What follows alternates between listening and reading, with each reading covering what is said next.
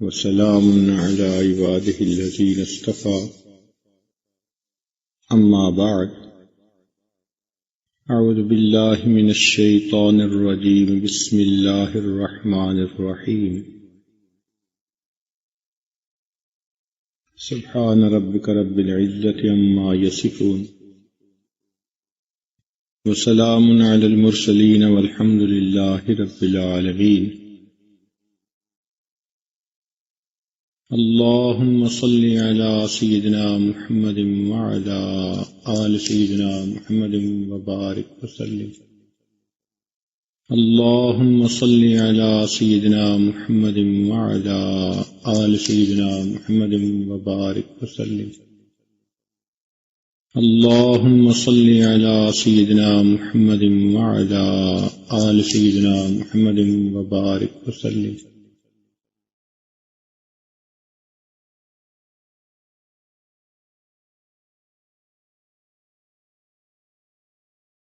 سے نکل کر بڑی مسجدوں میں جامع مسجد میں آتے ہیں اور جمعہ کی نماز ادا کرتے ہیں،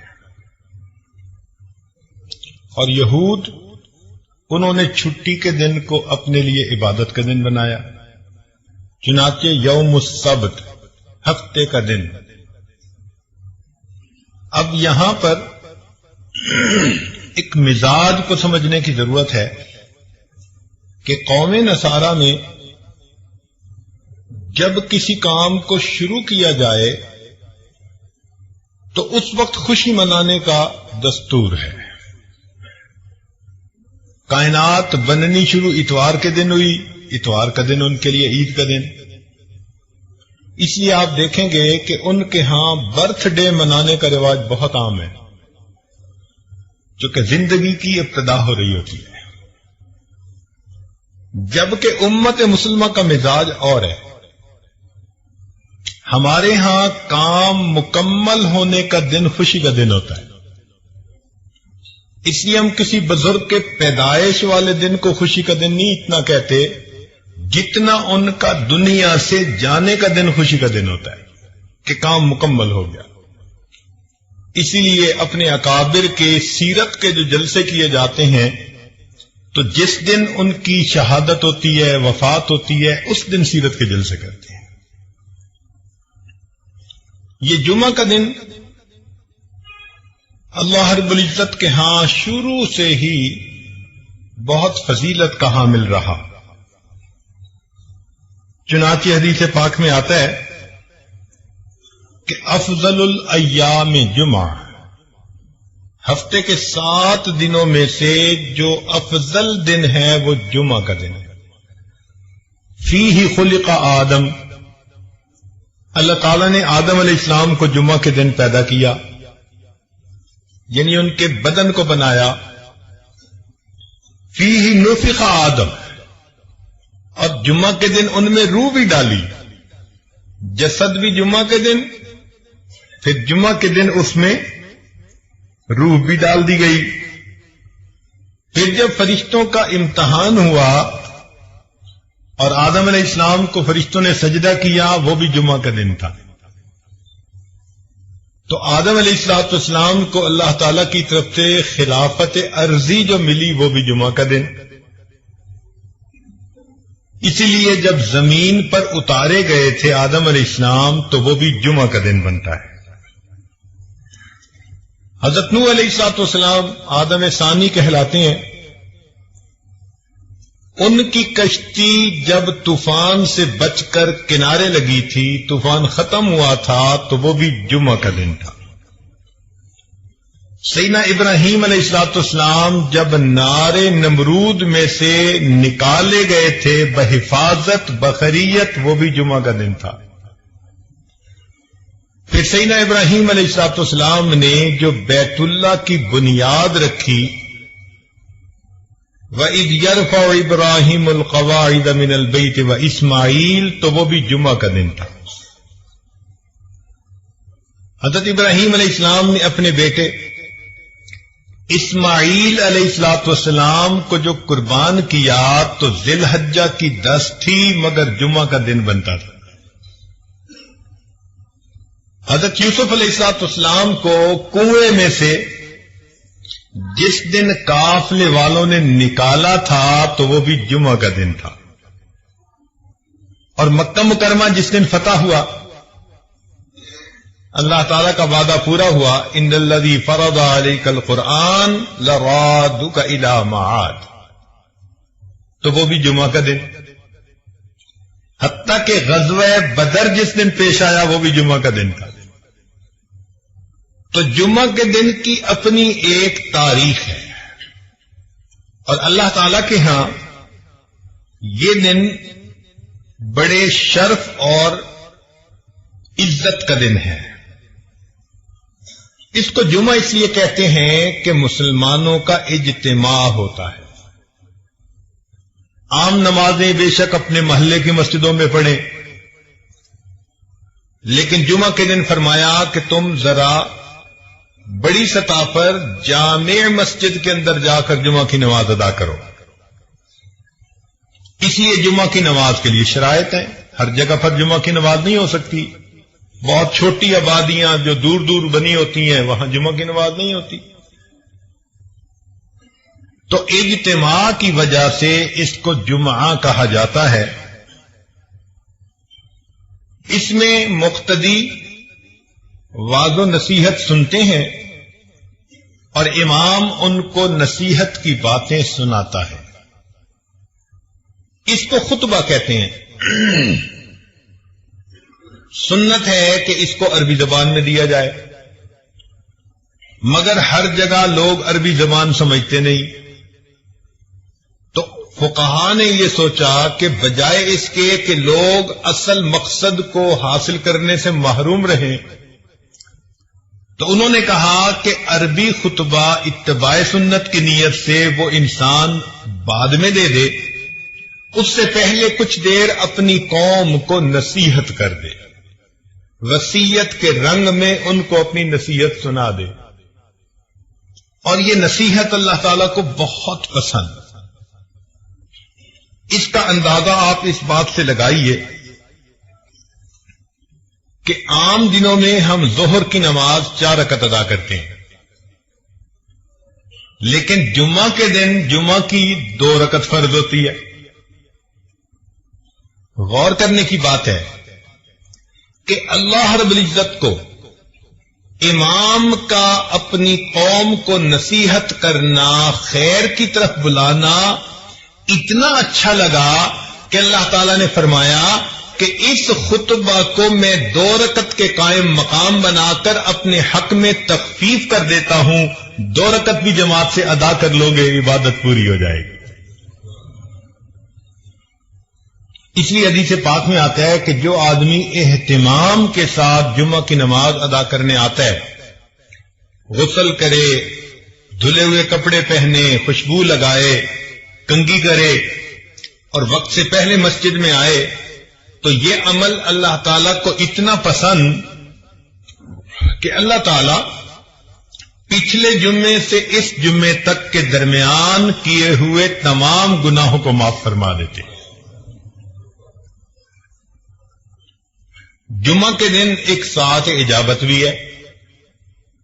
نبی اسلام نے فرمایا کہ ایک گھڑی ایسی ہے، لمحہ ایسا ہے جمعہ کے دن کہ جب انسان دعا مانگے تو اس کی دعا اللہ رب العزت کے ہاں قبول ہو جاتی ہے، اس کو ساعت اجابت کہتے ہیں۔ بعض علماء نے فرمایا کہ جب امام خطبہ دیتا ہے تو 2 خطبوں کے درمیان جو توقف ہے، تھوڑا سا وقوف کرتا ہے، وہ جو وقفہ ہے وہ ساعت اجابت ہے، اس میں دعا کریں تو قبول ہوتی ہے۔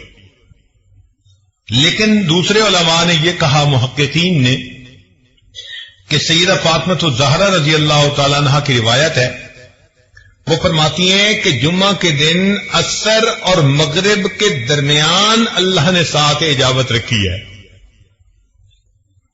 لہذا جو آدمی جمعہ سے دن عصر سے مغرب کے درمیان عبادت میں بیٹھا رہے، دعا کرتا رہے، تو یقیناً اس کی دعا اللہ رب العزت کے ہاں جلدی قبول ہوگی۔ ویسے بھی جمعہ کے دن عصر کے بعد اپنی جگہ پر بیٹھے ہوئے ایک درود شریف پڑھے، اللہم صلی علی سیدنا محمد النبی الامی وعلی آلہ وسلم تسلیما، تو 80 مرتبہ پڑھنے پر اللہ تعالیٰ 80 سال کے گناہوں کو معاف فرما دیتے ہیں۔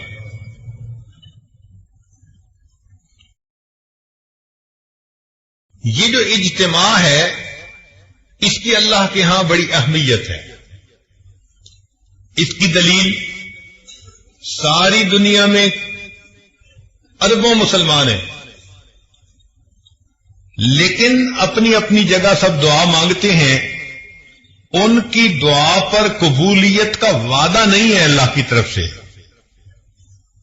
لیکن اگر اس میں سے چند لاکھ میدان عرفات میں حج کے موقع پر اکٹھے ہو جاتے ہیں تو اب ان کا اکٹھے ہو کر دعا مانگنا اللہ کو اتنا پسند آیا، فرمایا کہ میدان عرفات میں جو بھی دعا مانگتے ہیں اللہ تعالیٰ سب دعائیں قبول فرما لیتے ہیں۔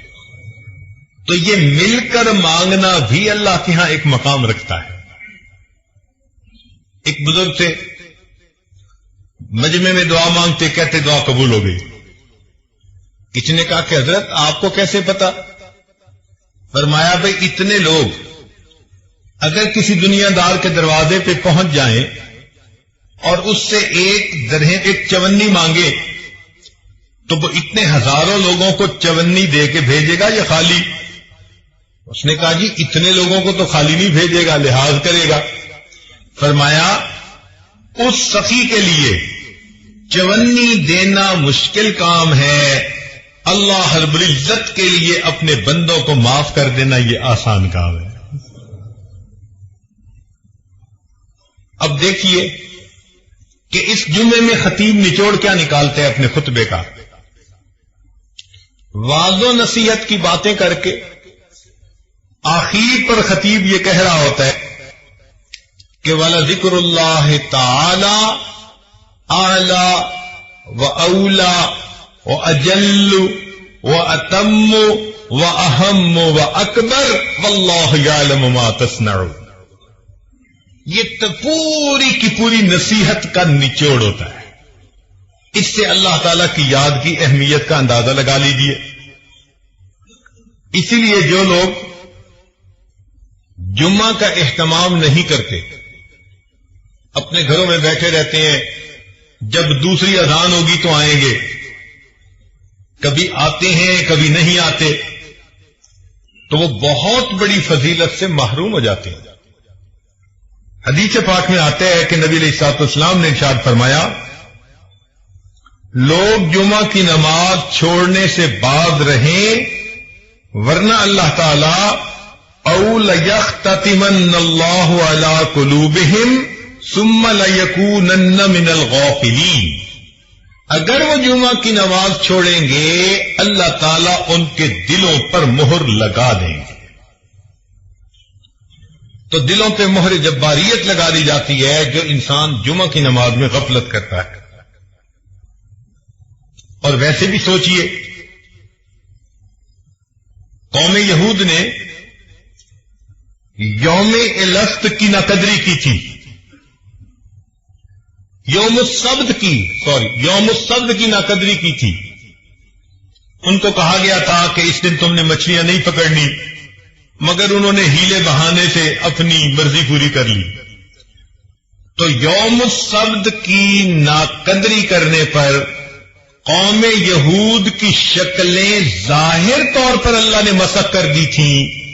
علماء نے لکھا جو امت مسلمہ کا بندہ جمعہ کے دن کی ناقدری کرے گا اللہ تعالیٰ اس کے من کی باطنی شکل کو مسخ فرما دیں گے۔ اس لیے آپ دیکھیں کہ جو بندہ جمعے کا اہتمام نہیں کرتا نا، وہ کسی کام کا نہیں رہتا، دل مسخ ہو جاتا ہے، دل کی شکل اندر کی بدل دی جاتی ہے۔ باقی اللہ رب العزت نے فضیلت دی جمعہ کے دن کو، تو یہ دستور ہے کہ محبوب کی جہاں نظر پڑتی ہے اسی کو شرف مل جاتا ہے۔ تو اللہ تعالیٰ نے انبیاء میں سے کچھ انبیاء کو شرف بخشا، ان کو کتابیں عطا فرمائی، چنانچہ تورات، انجیل، زبور اور قرآن مجید۔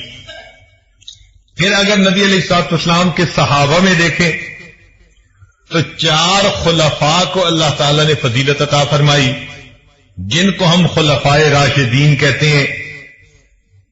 پھر ذرا آگے چلیں تو اللہ رب العزت نے ائمہ میں سے 4 ائمہ کو ایک شان عطا فرمائی، امام اعظم ابو حنیفہ رحمۃ اللہ علیہ، امام مالک، امام شافعی اور امام احمد بن حنبل رحمۃ اللہ علیہ۔ پھر اور غور کیجئے کہ 4 مہینوں کو اللہ تعالی نے محترم مہینے بنایا، رجب، شعبان، رمضان اور محرم۔ پھر اللہ تعالی نے 4 راتوں کو فضیلت عطا فرمائی، شب قدر، 15 شعبان کی رات، اور شب عید اور شب جمعہ اللہ رب العزت نے فضیلت عطا فرمائی۔ 4 دنوں کو بھی فضیلت عطا فرمائی گئی، چنانچہ یوم عرفہ جس دن حج ہوتا ہے، یوم الفطر عید فطر کا دن، یوم الاضحیٰ عید الاضحیٰ کا دن، اور یوم الجمعہ جمعہ کا دن، اللہ رب العزت نے ان دنوں کو بھی فضیلت عطا فرمائی۔ لہذا ہمیں جمعہ کے دن کا اہتمام اپنے اندر پیدا کرنے کی ضرورت ہے، اور یہ جو ہماری ایک عادت بنتی جا رہی ہے کہ جی دوسری اذان ہوگی اور پہلی رکعت کھڑے ہوتے ہوتے ہم جمعہ میں چلے جائیں گے، تو اس سے انسان بہت ساری فضیلتوں سے محروم رہ جاتا ہے۔ حق یہ بنتا ہے کہ وقت سے پہلے آئیں اور مسجد میں بیٹھ کر اللہ کی عبادت کریں، امام کی نصیحت کو سنیں، تاکہ پچھلے ہفتے سے اس ہفتے تک کے تمام گناہ اللہ تعالی معاف فرما دے۔ یہاں پر ایک نقطے کی بات ذرا سمجھنے والی ہے، توجہ فرمائیے گا۔ اس دنیا میں جو چیزیں ہیں یہ جنت کی نعمتوں کا عکس ہیں۔ جو چیزیں بھی اس دنیا میں ہیں وہ جنت کی نعمتوں کا عکس ہیں، اسی لیے جو دنیا کے پھل ہیں یہ آخرت کے جنت کے پھلوں کے مشابہ ہے۔ وَأُتُوا بِهِ مُتَشَابِهًا، اللہ تعالیٰ فرماتے ہیں کہ جنت میں پھل ملیں گے جو مشابہ ہوں گے، تو وہاں کے انار یہاں کے انار کی شکل والے ہوں گے، لیکن ان کی کوالٹی، ان کی رنگت، ان کا ذائقہ وہ بہت بہتر ہوگا۔ مگر یہ نہیں ہو سکتا کہ وہاں کے انار یہاں کے آلو کی طرح، یا یہاں کے امرود وہاں کے کیلے کی طرح، نہیں۔ جو شکل یہاں ہے شکل وہی ہوگی، لیکن کوالٹی کے اندر فرق ہوگا، تو مشابہت ہوگی۔ جب ان پھلوں میں مشابہت، تو جیسے دنیا کے گھر ایسے آخرت کے گھر وہ بھی اسی طرح ہوں گے، دروازے ہوں گے، کھڑکیاں ہوں گی، دیواریں ہوں گی، چھت ہوگی، جیسے گھر بنتے ہیں۔ مگر یہاں کے گھر اینٹ گارے سے بنے، وہاں کے گھر سونے چاندی کی اینٹوں سے بنیں گے، مشک کا اس میں سیمنٹ استعمال کیا جائے گا۔ اور بعض لوگوں کو اللہ تعالی سرخ یاقوت سے بنا ہوا پورا گھر عطا فرما دیں گے، مگر مشابہت ہوگی۔ اور آگے دیکھیے، جیسے دنیا کی عورتیں ہیں، جنت کی عورتیں بھی بالکل اسی طرح ہوں گی، گو کہ ان کا حسن و جمال اس وقت کی عورتوں کے حسن و جمال سے بہت زیادہ۔ حدیث پاک میں فرمایا گیا کہ اگر جنت کی حور اپنا پلو آسمان دنیا سے نیچے کر دے تو سورج کی روشنی ماند پڑ جائے، اگر کھاری پانی میں تھوک ڈال دے تو کھاری پانی میٹھا ہو جائے، مردے سے ہم کلامی کر لے تو مردہ بھی زندہ ہو جائے۔ اس کے دل میں محبت کے جذبات پیدا ہوتے ہوئے انسان اپنی آنکھوں سے خود دیکھے گا تو معلوم ہوا کہ شکل تو ایک جیسی ہوگی، مشابہت ہوگی، مگر کوالٹی کچھ اور ہوگی۔ یہ مشابہت دسترخوان میں بھی، چنانچہ دنیا میں ہم دسترخوان لگاتے ہیں تو آخرت کے دسترخوان کی ترتیب بالکل یہی۔ اللہ تعالیٰ فرماتے ہیں وَكَأْسٍ مِّن مَّعِينٍ، ہمارے ہاں بھی یہی ہوتا ہے، دسترخوان بچھاؤ، پہلے برتن لا کے رکھو اور پانی مشروب لا کے وہ رکھ دیا کرتے ہیں۔ پھر فرمایا لا يصدعون عنها ولا ينزفون وفاكهة مما يتخيرون، اور پھر ڈرائی فروٹ لا کے رکھ دیا جاتا ہے تاکہ مہمان اگر کچھ لینا چاہیں تو اس میں سے لے لیں۔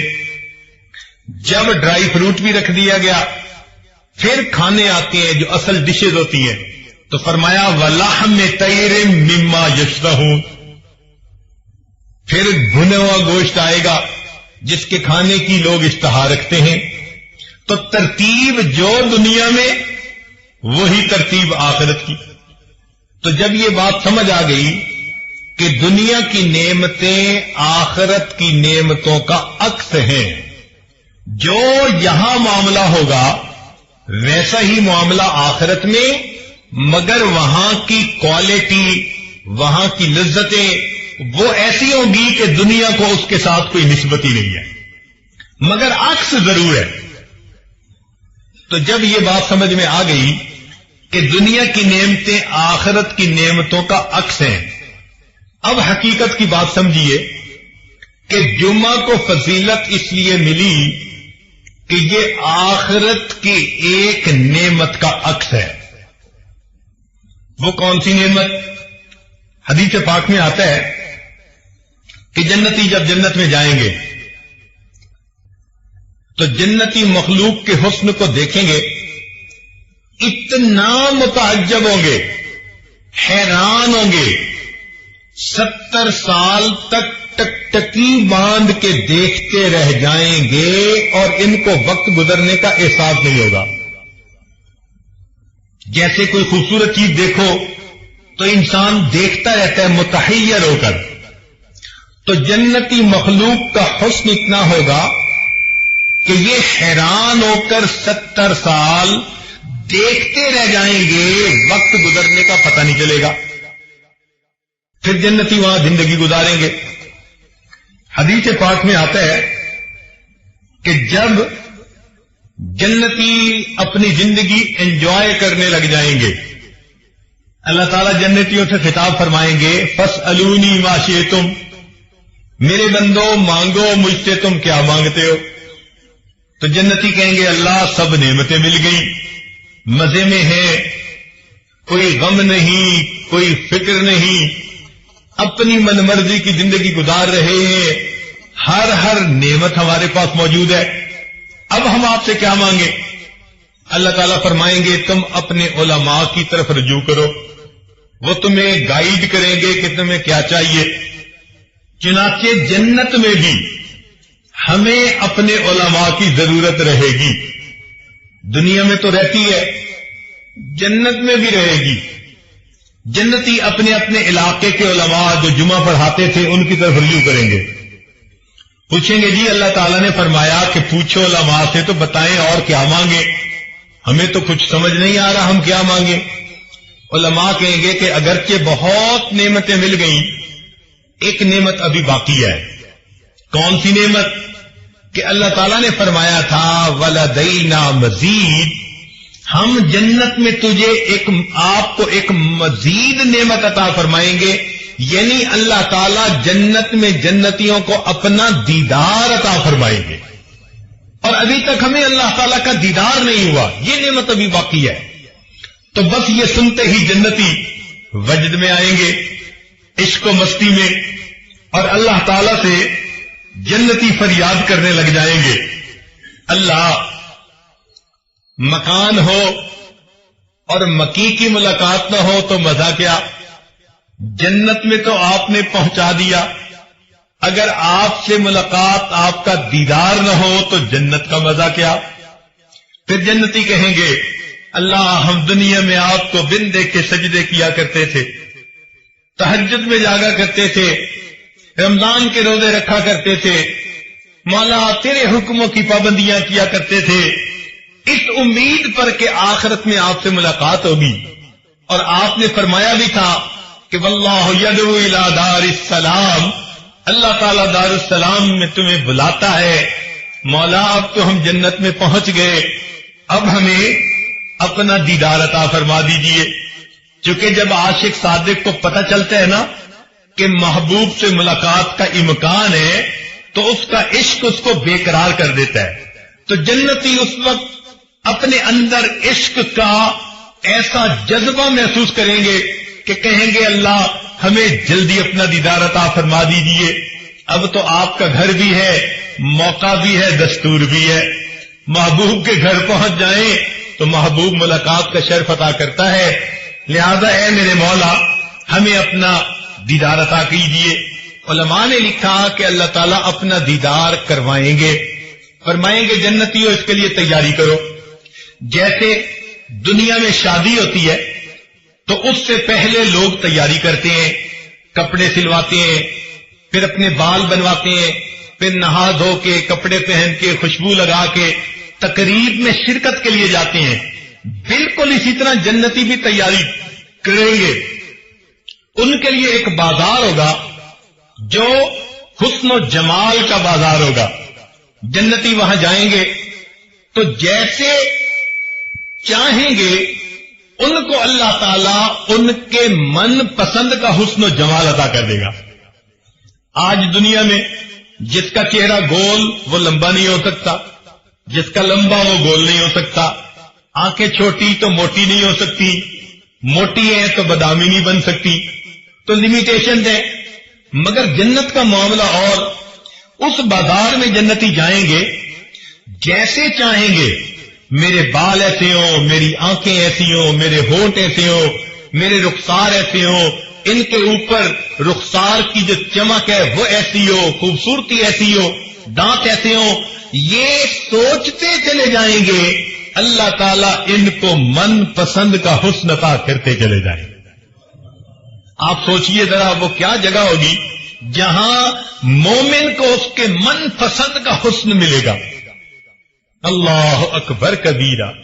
آج عورتیں اپنا میک اپ کرتی ہیں کہ ہم خوبصورت نظر آئیں، لیکن جو اللہ نے ان کے نقش نین بنا دیے اس کو بدل تو سکتی نہیں۔ لیکن وہاں تو معاملہ ہی کچھ اور ہے، جو سوچیں گے اللہ تعالیٰ من پسند کا حسن و جمال عطا فرما دیں گے۔ پھر جنتی ایک جگہ پہنچیں گے، دریا کے کنارے کی جگہ ہوگی، اور وہاں پر جنتی کرسیوں کے اوپر بٹھا دیے جائیں گے، نور کی بنی ہوئی کرسیاں ہوں گی، ممبر ہوں گے، پہلے انبیاء کی صفیں، پھر ان کے صحابہ کی، پھر صدیقین، شہداء، صالحین، سب صفیں ہوں گی، تو جنتی وہاں پر بٹھا دیے جائیں گے۔ حدیث پاک میں آتا ہے کہ اللہ تعالیٰ ان کی دعوت فرمائیں گے۔ جیسے آپ کسی کے ہاں جاتے ہیں، وہ کہتے ہیں جی پہلے ہم کھانا کھا لیتے ہیں پھر ذرا مل کے باتیں کریں گے، چنانچہ اللہ تعالیٰ دعوت کریں گے، مگر ایک ایک جنتی کے سامنے 70,000 پلیٹوں کے اندر کھانے رکھے جائیں گے۔ یہ اس کریم کی مہربانی ہے۔ نزلا من غفور الرحیم۔ کیا وہ دسترخوان ہوگا، کیا جنتی کی شان ہوگی۔ تو لوگ کھانا کھائیں گے بھوک کی وجہ سے نہیں، لذت لینے کی خاطر کھائیں گے، پیٹ نہیں بھرے گا۔ یہاں تو ایک ڈش کھا لو تو دوسری ڈش کی جگہ نہیں ہوتی، دوسری کھا لو تو تیسری چکھنا بھی مشکل ہوتی ہے۔ وہاں تو لذت کی وجہ سے کھائیں گے، پتہ نہیں کیا کیا مزے پائیں گے۔ چنانچہ جب کھا لیں گے پی لیں گے، مجلس شروع ہوگی۔ حضرت داؤد علیہ السلام اپنی زبان میں اللہ کا کلام سنائیں گے۔ اب ذرا غور کیجیے، آج ہم ایک اچھے قاری سے اللہ کا قرآن سنتے ہیں تو طبیعت پہ کیا وجد کسی کیفیت آ جاتی ہے۔ تو کائنات کے جتنے بھی انسان ہیں ان میں سب سے زیادہ خوش آوازی اللہ تعالیٰ نے داؤد علیہ السلام کو عطا فرمائی۔ لہن داؤدی مشہور ہے، قرآن مجید میں ہے کہ جب وہ زبور پڑھتے تھے تو چلتا پانی رک جاتا تھا، پرندے ان کے جو ہے وہ کندھے پہ آ کر بیٹھ جاتے تھے. اللہ اکبر، کیا آواز ان کی سریلی ہوگی، کیا سوز ہوگا ان کی آواز میں. وہ اللہ کا قرآن سنائیں گے. بعض روایتوں میں آیا نبی علیہ السلام بھی اللہ کا قرآن سنائیں گے. مگر یہ بات پکی کہ پھر ایک وقت آئے گا کہ جب اللہ تعالی خود قرآن کی تلاوت فرمائیں گے، سورہ یاسین کی تلاوت فرمائیں گے. اب وہ کیا عجیب منظر ہوگا بھائی کہ جب اللہ رب العزت تلاوت فرمائیں گے اور اس کے بندے سن رہے ہوں گے، اس لذت کو الفاظ میں بیان ہی نہیں کیا جا سکتا. جب یہ سب باتیں ہو جائیں گی تو پھر اللہ تعالیٰ جنتیوں کو اپنا دیدار عطا فرمائیں گے. وہ دیدار کیسے ہوگا؟ بے جہت ہوگا، بے کیف ہوگا، بے شبہ ہوگا، بے مثال ہوگا. ہم نہ سمت کا تعین کر سکتے ہیں، نہ کیفیت کا، نہ کسی چیز سے تشبیہ دے سکتے ہیں، نہ مثال دے سکتے ہیں. بس اتنا ہے کہ جیسے سب لوگ آسمان پہ چاند کو دیکھ لیتے ہیں، کوئی دقت نہیں ہوتی، سب لوگ اپنی اپنی جگہ پر اللہ کا دیدار کر لیں گے. اب وہ دیدار کی کیفیت ہماری سوچ سے بالا تر ہے، مگر دیدار نصیب ہوگا. جب دیدار نصیب ہوگا تو جیسے دنیا میں آندھی آتی ہے تو مٹی ہر طرف اڑتی ہے، تو جب اللہ تعالیٰ کا دیدار ہوگا تو ایک نور کی آندھی آئے گی اور ہر جگہ نور ہی نور ہوگا. وہ نور جنتیوں کے چہروں پہ سج اور خطیب سے قریب تر بیٹھنے کی کوشش کرے گا. اس کی عادت کے مطابق اللہ جنت میں بھی اپنے قرب کا دیدار عطا فرمائیں گے، اگلی صفوں میں جگہ عطا فرمائیں گے. میرا یہ بندہ پوری زندگی جمعے کا اہتمام کرتا رہا، یہ خطیب کے قریب ہو کے بیٹھتا تھا. چونکہ دنیا کی یہ نعمت عکس ہے جنت کی نعمت کا، لہذا فرمائیں گے کہ دنیا میں یہ خطیب سے قریب ہو کے بیٹھتا تھا، وقت سے پہلے آتا تھا. لہذا یوم مزید جب اللہ رب العزت کا دیدار ہوگا تو اس بندے کو بھی اگلی صفوں میں اللہ تعالی جگہ عطا فرما دے. اور امام ربانی مجدد ثانی رحمت اللہ علیہ نے ایک نقطہ لکھا. وہ فرماتے ہیں کہ جس کیفیت کی نماز بندہ دنیا میں پڑھے گا، اللہ تعالی اسی طرح اس کو جنت میں اپنا دیدار عطا فرمائیں گے. وہ کیسے؟ کہ اگر نماز کے اندر اس کے دل میں دنیا کے وساوس آتے رہتے ہیں تو یہ تمام وسوسے جنت میں اللہ تعالی کا جب دیدار ہوگا اس کے اوپر نورانی پردے بن جائیں گے، تو پردوں کے اندر سے اس کو دیدار ہوگا. جو شخص اس دنیا میں ایسی نماز پڑھے گا کہ اللہ کے سوا کوئی اور دھیان نہیں ہوگا، اللہ تعالیٰ بغیر کسی پردے کے جنت میں اپنا دیدار عطا فرمائے. تو ہمیں اس بات کی تمنا کرنی چاہیے کہ ہم بھی اگلی صفوں میں آ کر بیٹھا کریں، امام خطیب کے خطبے کو توجہ سے سنا کریں، اور اس خطبے کو سنتے ہوئے مراقبہ کرنے سے پرہیز کیا کریں. اس لیے کہ نماز میں نگاہیں رکھنے کی بھی جگہ متعین کر دی گئی. قیام میں ہو تو سجدے کی جگہ، رکوع میں ہو تو دونوں انگوٹھوں کے درمیان، سجدے میں جاؤ تو جیسے ناک کے اوپر، اتحیات میں بیٹھو تو دامن کے اوپر. جیسے نماز میں نگاہ کی جمع کو مخصوص کر دیا، اسی طرح خطبے کے دوران مومن کو کہا گیا تم خطیب کی طرف متوجہ رہو، یہ سوچتے رہو اللہ آج تیرا پیغام پہنچانے والے کے چہرے کو دیکھ رہے ہیں، اس نعمت کے بدلے تو جنت میں ہمیں اپنے چہرے کا دیدار عطا فرما دینا. تو یاد کا یہ جمعہ اس دن کا عکس ہے، یوم مزید کا. لہذا اہتمام کے ساتھ جمعہ کے دن مسجد میں آیا کیجیے اور امام کی بات کو سنا کیجیے. ہم نے علماء ماوراء النہر کا اس معاملے میں ایک عجیب عمل دیکھا.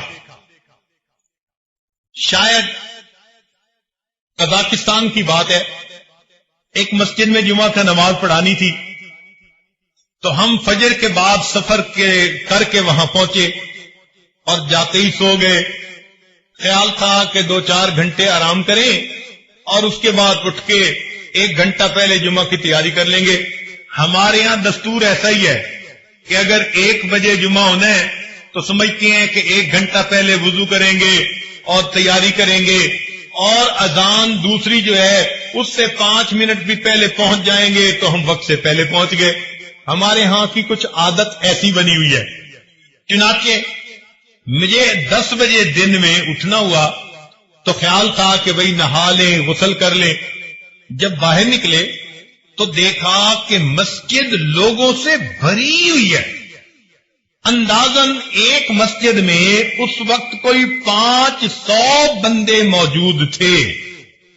اتنے لوگوں کو دیکھ کر مجھے خیال ہوا شاید کسی کی وفات ہوئی یا کوئی دعا کا مسئلہ ہے کہ اتنے لوگ آج پہلے سے موجود, اور جمعے کا وقت تو 1 بجے تھا. تو میں نے وہاں کے جو مفتی صاحب تھے ان سے پوچھا خیریت تو ہے, اتنے لوگ کیسے؟ کہنے لگے جی جمعہ کے لیے آئے. میں نے پوچھا کہ ٹائم کیا ہوا؟ کہنے لگے 10 بجے. جمعہ کتنے بجے ہوگا؟ کہنے لگے 1 بجے.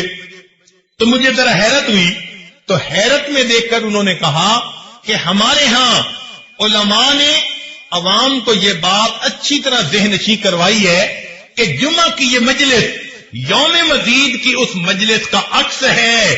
لہذا تم جیسے چاہتے ہو کہ مجھے قیامت کے دن اللہ کے قرب کا مقام ملے اور اللہ کا دیدار نصیب ہو, تو تم اللہ کا دیدار کرنے کی نیت سے جمعہ کے دن تیاری کر کے اسی جذبے سے آیا کرو.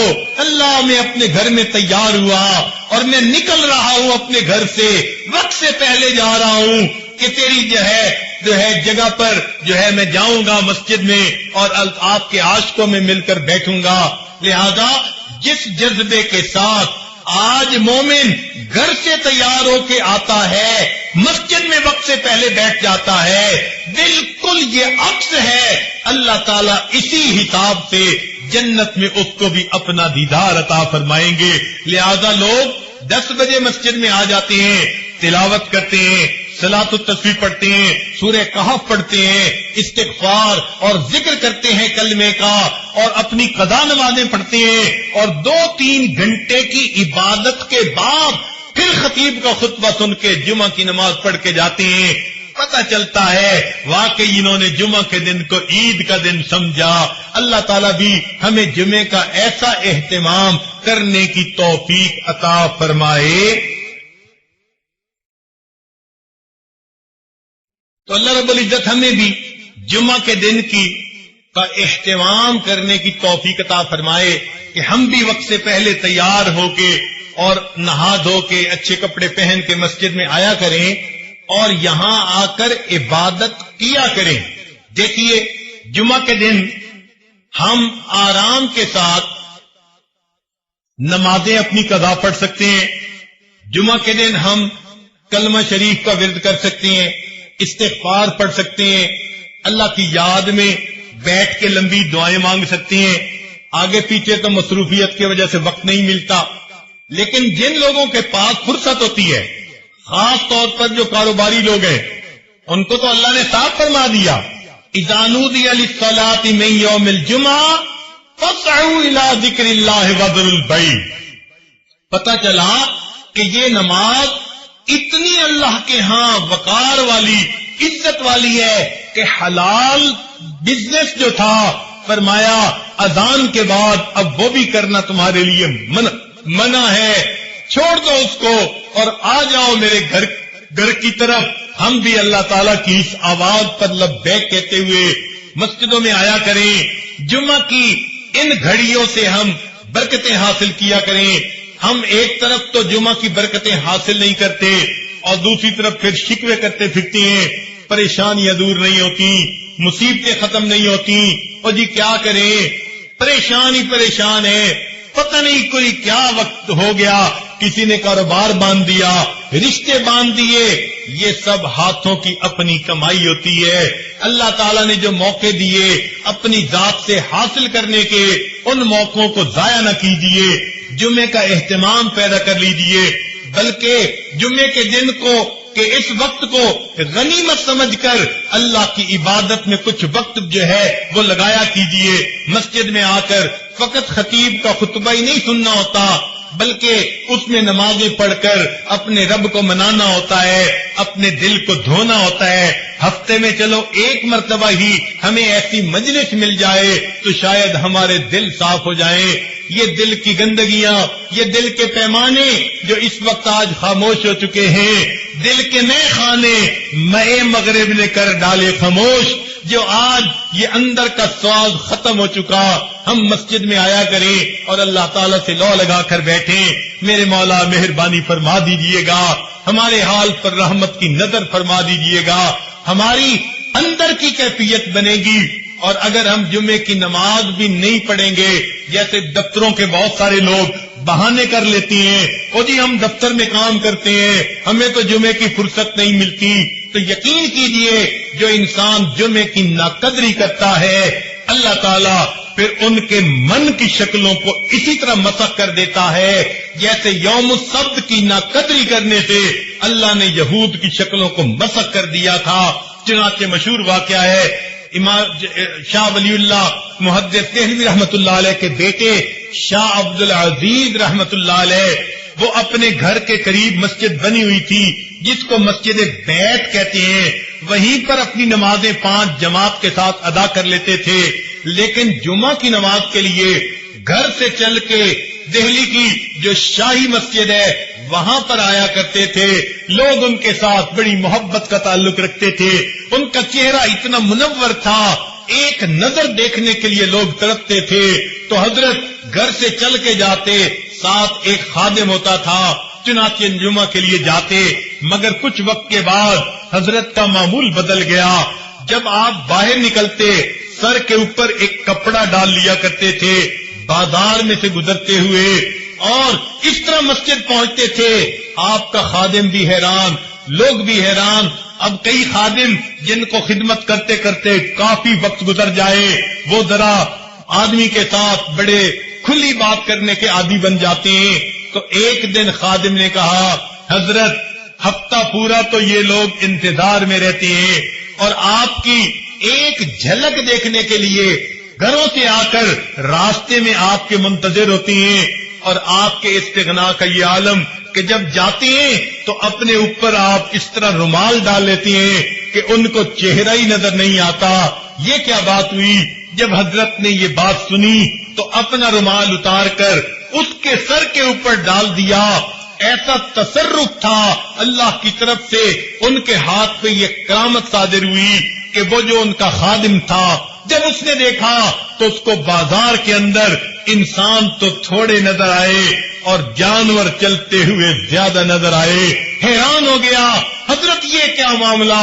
فرمایا اللہ تعالیٰ نے میرے دل کو اتنا صاف کر دیا ہے، یہ آئینہ بن گیا ہے اور لوگوں کے اندر کی شکلیں اس آئینے کے اندر مجھے دکھائی دیتی ہیں.